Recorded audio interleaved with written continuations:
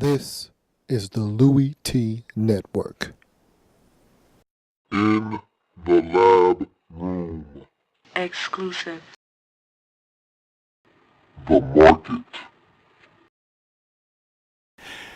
Welcome, you are in the lab room. I'm your host, Lou. Thank you for joining me here on this program.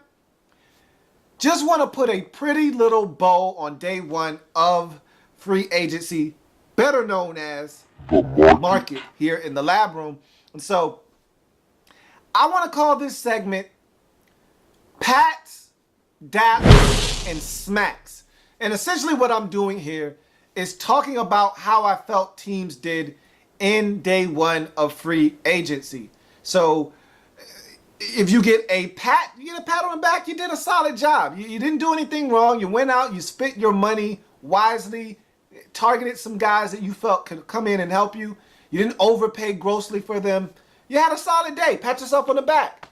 If you get some DAP, that means you went out and you did a hell of a job in day one of free agency. You went out, you spent your money, you spent it wisely, and you got some impact players to come in, and you really filled some needs on your football team in a major way. You get some serious DAP for that. Now, if you went out, made a couple of head-scratching moves, overpaid grossly for a player or two, you get snapped. And so, let's wrap up day one quickly and get out of here. So you look at the board, and I broke this down yesterday, and so to me, and I don't need to go into all the teams that got pats on the back.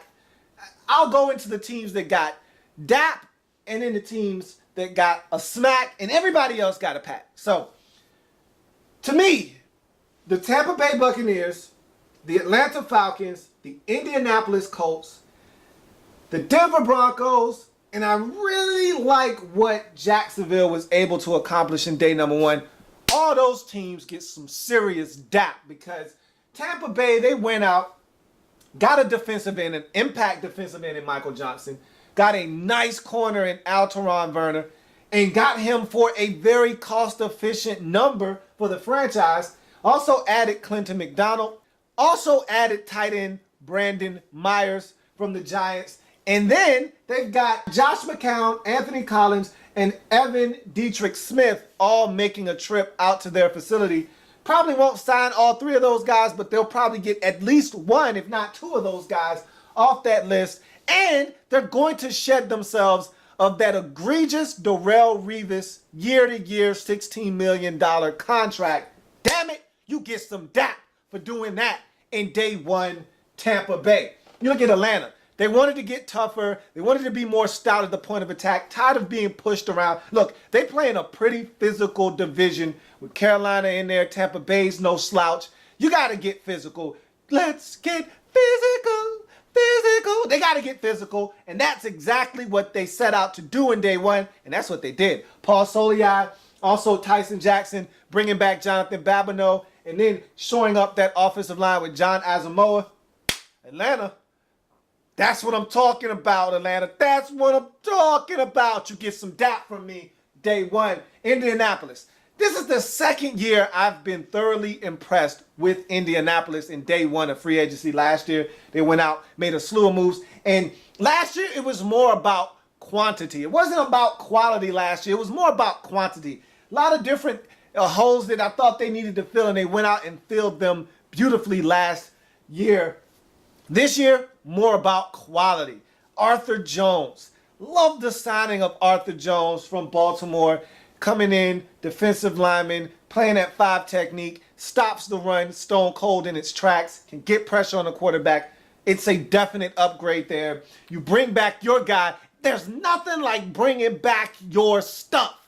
And they brought back Vontae Davis. Think it's an excellent signing. And then they just went down the list and started bringing back guys. Adam Vinatieri, Pat McAfee, Ahmad Bradshaw, Sergio Brown. Nothing like keeping homegrown product at home. Nothing like keeping your stuff in-house.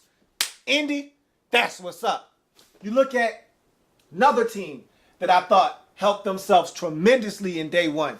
You got to look at the Denver Broncos. Look, it's hard to climb that mountain again, especially when you've been knocked down the way they got knocked down in the Super Bowl. Hard to climb that mountain again. But I tell you what, they made some leaps and bounds, some strides in day one by not only going out and getting TJ Ward to help upgrade that secondary, but to go out and get a guy like Aqib Talib really makes a profound statement. And the icing on the cake, that cherry on the top, they got DeMarcus Ware coming to their facility, and they don't have any intentions of letting him leave without a deal. Damn it, Denver.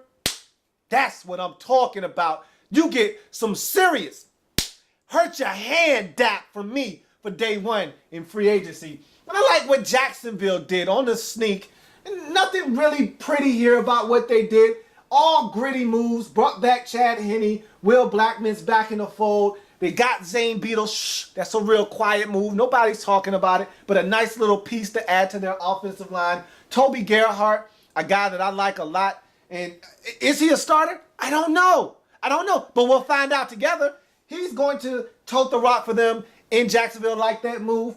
Red Bryant coming over from Seattle. Love the move there. And then they got Walter Thurman III coming to their facility. I like what Jacksonville is doing. Shh. Don't tell nobody that I just gave the Jacksonville Jaguars some serious dap. Now, there's only one team that I got to smack the hell out of. Just one. And you know where I'm going with this. Of course, I'm talking about the Oakland Raiders. Gotta smack the hell out of the Raiders. Because in day one, you got all of this money. You got some homegrown talent. Look, there's not a lot of talent on this Oakland Raiders roster. So when you identify a couple of guys that are talented, that are homegrown products, boy, you need to hold on to those guys, especially if they want to stay with you. And both of these guys made it known that they would love to have returned to Oakland. Raiders seem to not want to pay guys. Look, you got as much money as the Raiders have. Don't be frugal. Don't be cheap. When it comes to holding on to your stuff, it's fine if you got to overpay to play the game. If you got to overpay to play, to keep guys in-house, sometimes you got to do what you got to do. And you got enough money, man, to do it. So keep Lamar Houston. So keep Jared Veldheer. Don't make holes, fill them. And so by not bringing back Jared Veldheer, you just created a hole. By not bringing back Lamar Houston, you just created another hole. That's your stuff. Hold on to your stuff. Don't let your stuff walk away. And you did. And then to make matters worse, okay, fine. So you're not holding on to your stuff. Don't go overpay for somebody else's damaged goods, man. Don't do it, man. Reggie, don't do it, Reggie. Don't do it. And you did it, Reggie. You overpaid for Roger Saffold. Oh, no. You could have kept Jared Veldheer for less money, man. What are you doing, Reggie? What are you doing, Reggie? Oh, no. And then you brought back Darren McFadden. Run DMC. So you go out and get an injury-prone Roger Saffold and grossly overpay him 5 years, $42.5 million. Guy that's missed 17 games in the last 4 seasons. You're talking about on average missing 4 games. And then you bring back the king of missing football games, Darren McFadden. You bring Run DMC back in the fold for 1 year. Makes absolutely no sense. This guy barely even got the rock last year when he was healthy. And you bring him back. I don't understand it. I don't understand what's going on right now in Oakland. I will say, though, I do like the move to bring in Austin Howard, the guard from the Jets. Think that was a smart move on the part of the Raiders. I do like that deal. I do like that move. But I'm still scratching my head because there's a lot of things that the Raiders need accomplished. And I didn't feel like they covered a lot of ground, made a lot of traction in day one. I actually feel like they might have taken a step slightly backwards, and for a franchise that can't afford to have any missteps, I thought yesterday, with all the money you got, with all the free agents that were out there, I felt like you had an unproductive day if you are the Oakland Raiders. So, Reggie McKenzie and the Oakland Raiders, you get smacked. And so everybody else, pat yourself on the back. If I didn't call your name, pat yourself on the back. You had a solid day. Redskins, Dolphins, Jets, Bears, Giants, Lions, Ravens, Eagles. Eagles also had another signing this morning. Chris Marigos, special teams standout safety for the Seattle Seahawks. He's moving on to Philadelphia. He got himself a deal with the Eagles. He's going to help upgrade their special teams unit. Redskins, Steelers, Browns, Vikings, Titans, 49ers. Oh, wait. The New Orleans Saints. I'm going to give them a little dap. A little dap. Not a power dap. Little dap. I did not see them signing Jarius Byrd. Now, I am disappointed that they are getting rid of Darren Sproles. I'm not going to let that go because I think that is a vital mistake that they're making. But to go out and get the biggest playmaker on the market in free agency and team him up with a rookie that seems to have a promising future in Kenny Vaccaro, I think you did yourself some good there. You just did yourself a serious solid. You get a little bit of dap from me. But, everybody else, pat yourself on the back.